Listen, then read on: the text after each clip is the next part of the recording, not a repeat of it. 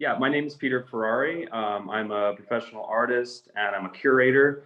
I've been running an event called Forward Warrior in Cabbagetown for the past 10 years. We get a large group of artists together and essentially just paint murals over a weekend.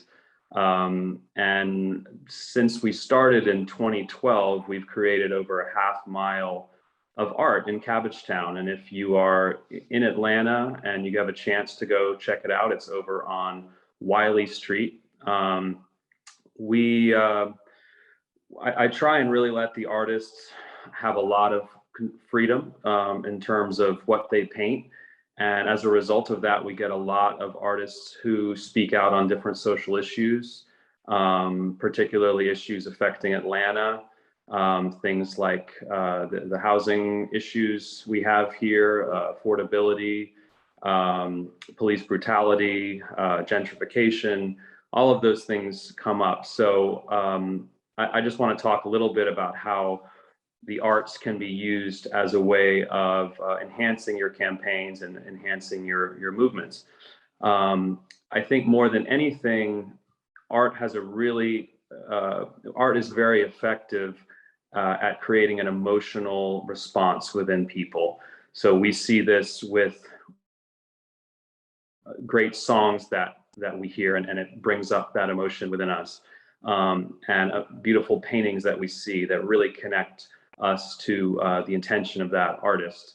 And the political art is really no different. You know, we can think of Van Gogh painting farm workers back in the 1800s, which at the time was a big deal. Art was generally reserved for the aristocracy and the church, and so to paint working people was a political statement. Then, of course, we go on to people like Frida Kahlo and Diego Rivera, who were painting the workers in Mexico, and what an impact that had in the politics of the time. And of course, it cuts through language, it cuts through race, it cuts through gender. We can all view those pieces of art and understand what the artist intended. And of course, this applies to music as well. Blues music was inherently political in the turn of the 20th century.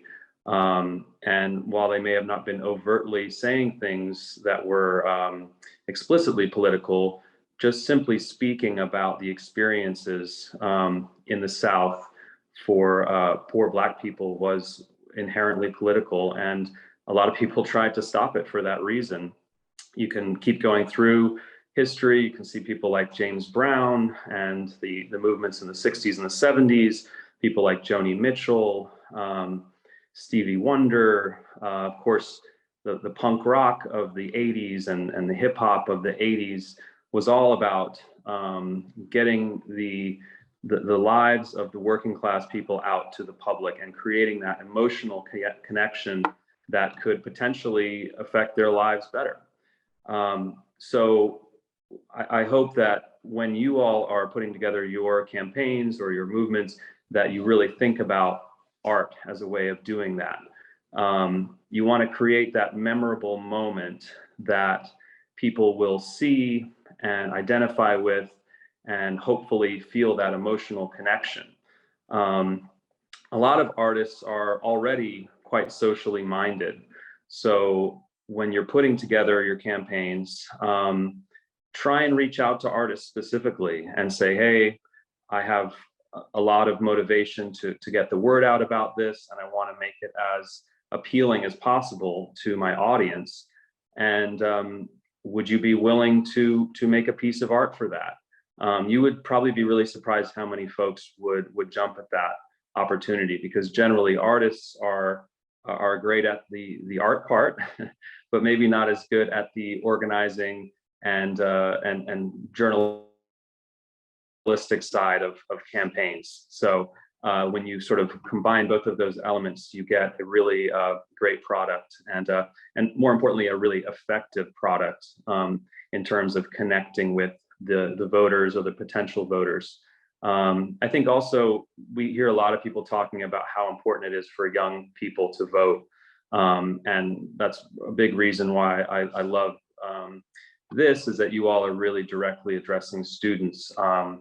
And we love art at any age, but I think when we're younger, art has a particular resonance with us, particularly music and things like murals, because there's sort of a sense of wonder behind a mural when you walk up and you see something really impactful, really large and in your face. It taps into that youthful sense of rebellion, that youthful sense of being in your face. And that's something that my event really tries to tap into. We're essentially creating billboards for the intention and the role of that piece of art. It really is a way for that artist to connect with the entire public who walks past it.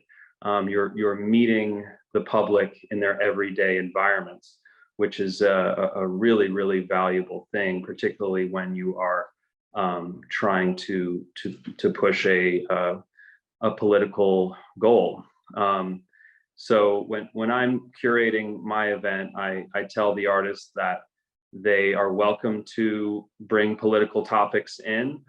They're welcome to discuss, the issues that are current today.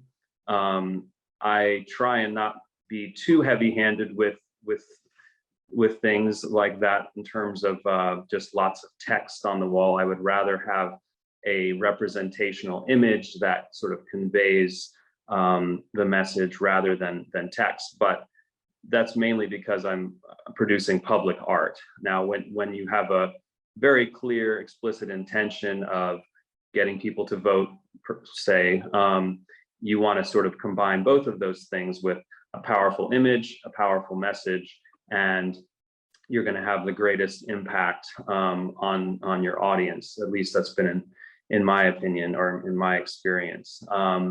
And of course, not everyone will like that. We have gotten pushback over the years on certain themes, but in the end, that starts a discussion, and that starts a conversation between an artist or a curator and other people within the public. And I think that's really what politics is. It's a public discussion that we can all play a role in. So for me, my goal is to have as many of those discussions as possible and try and meet people on sort of where they're at with the art. And we can get to a better understanding that way, I think. So like I said, I think don't be scared to reach out to artists. If you see somebody whose work you really like, or even a musician whose work you really like, trying to connect with them and get them to understand the power that they have to sort of reinforce your goals here. And I think that we're all aware of the sort of political times that we're living in, and everyone is reacting to it in their own way.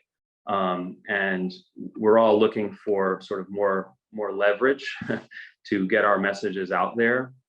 And when we come together as a community, both people who are on the activism side and people who are on the art side, like I've said a couple times now, we get the most effective, most effect, essentially.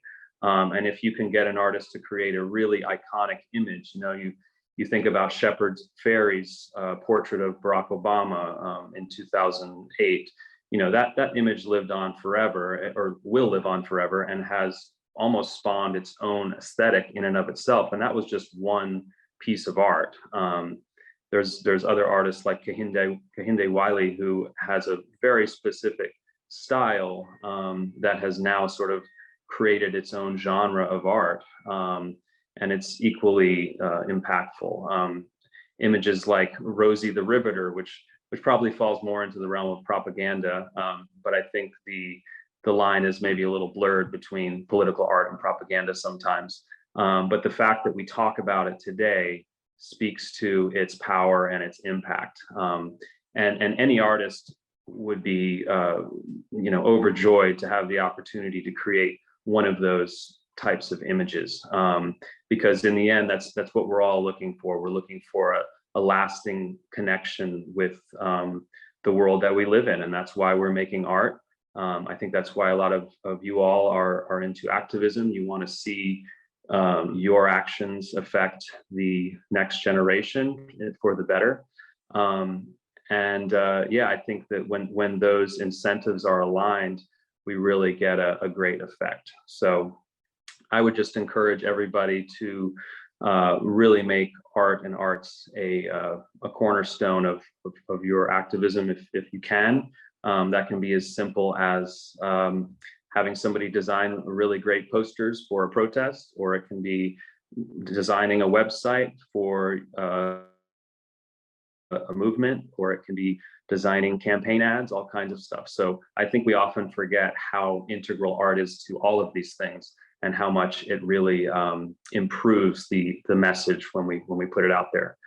So yeah, if you are interested in my event, it's at Forward Warrior on Instagram. My personal page is at Fast Red Car. And we are always looking to partner with different organizations during the event. Last weekend was this year's event, and we had a few different organizations out around housing justice in Atlanta, around reproductive rights, and a few other nonprofits. So we would love to connect with y'all for next year's event, and really appreciate this opportunity to talk with everyone.